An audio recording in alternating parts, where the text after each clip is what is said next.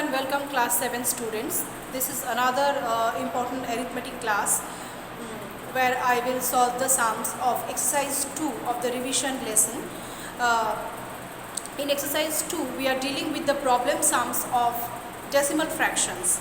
In my last few videos I have provided the problem sums of decimal fraction exercise 2. Today I will continue with few more sums of the decimal fraction exercise 2.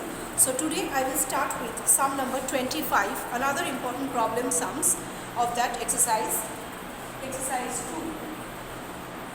Sum number 25. In sum number 25 it is given that a man gave 1/3 of his property to his wife, 3/4 of the rest to his son, and he gave the rest of the money to his daughter, who gets rupees 5,000. So 1/3 he gave to his wife, 3/4 of the remaining given to son, and the remaining portion given to daughter, the value of which is rupees 5,000. I think you are required to find out, yes, you are required to find out how much money did he have in total. So let's proceed with the calculation of the sum. It is given that 1/3 of his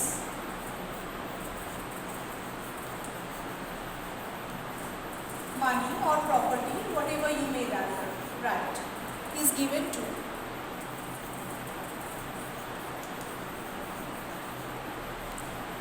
his wife.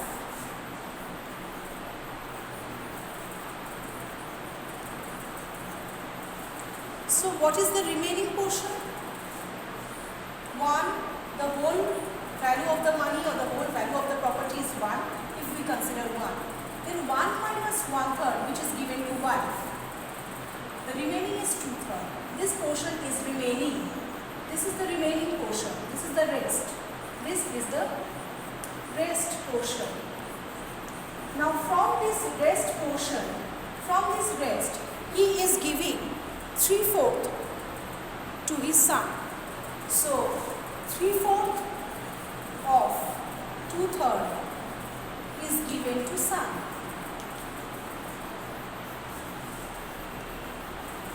So how much is son getting? 3 and 3 cancels out. 2. Half. Son is getting half portion of the money.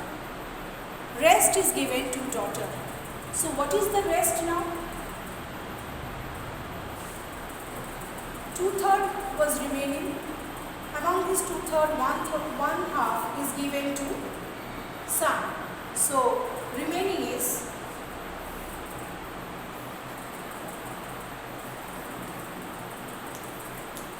1/6. 1/6 is remaining. This is again remaining, or this is rest. Rest or remaining, whatever you may feel that you can write. So remaining portion is 1/6. He gives his daughter this 1/6 portion, which value rupees 5,000. The 1/6 value of the money is 5,000, which is given to the daughter. He gives 1/6 to his daughter, which is equal to 5,000. So you are asked to find out the full value of the property. Therefore, full money with him is equal to 5,000. Just unitary method you have to do. That is 6 by 1. You have to reciprocate 1 by 6. 1 by 6 is 5,000. Therefore, full property will be 6 by 1 into 5,000. You multiply this and you will get rupees 30,000. So rupees 30,000 was the total money he was having in the beginning before any distribution. So this will be the answer of the sum, that his total money before any distribution was rupees 30,000. Rupees 30,000 was the all he was having as his total money. This answer you have to write. Due to shortage of space, I cannot write. You have to write answer after each sum as I have told you earlier. Let's move on to the next sum, that is sum number 47.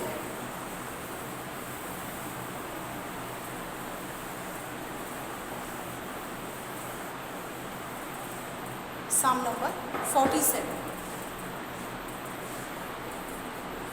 This is also a problem sum.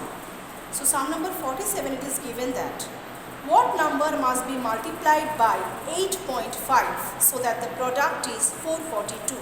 So what number must be multiplied by 8.5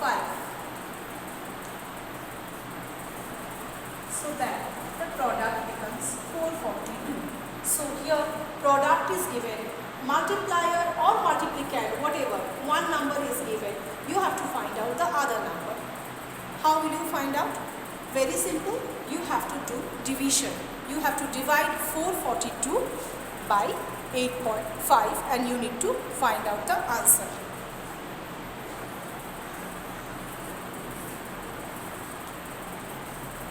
You can simply remove the decimal after one place value so that the numerator will be multiplied by 10. This is the rule. That is, if you make it 85 and remove the decimal point one place, if you remove it one place, then numerator you also have to multiply with 0. Now you have to do the division and show the division.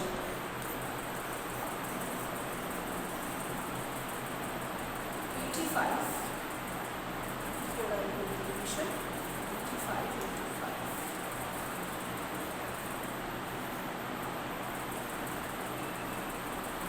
485.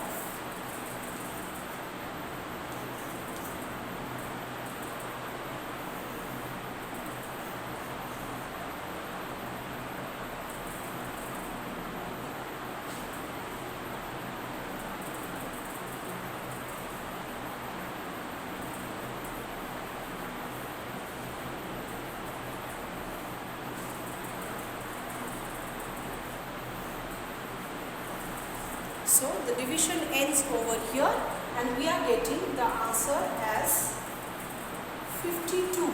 The quotient we are getting the 52 and 4420 is fully divisible by 85 and the quotient we are getting no remainder and the quotient which is the answer we are getting 52. So here we will place 52.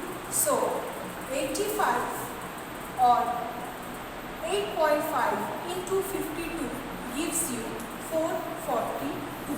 This is how we will solve the sum, and also we will write the answer of this sum. The answer we will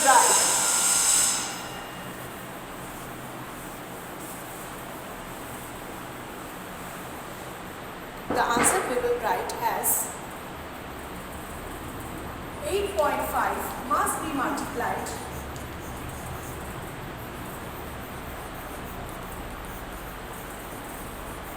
by 442 by 52 to get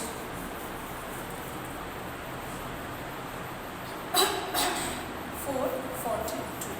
This is how we will solve the sum. So I hope whatever I have explained today you have understood. In my next class I will come up with a different exercise, almost maximum problem sums related to this exercise we have solved. More sums we will solve in the online classes. Basic sums and important sums I have solved through these videos, and remaining sums we are going to solve in the online classes.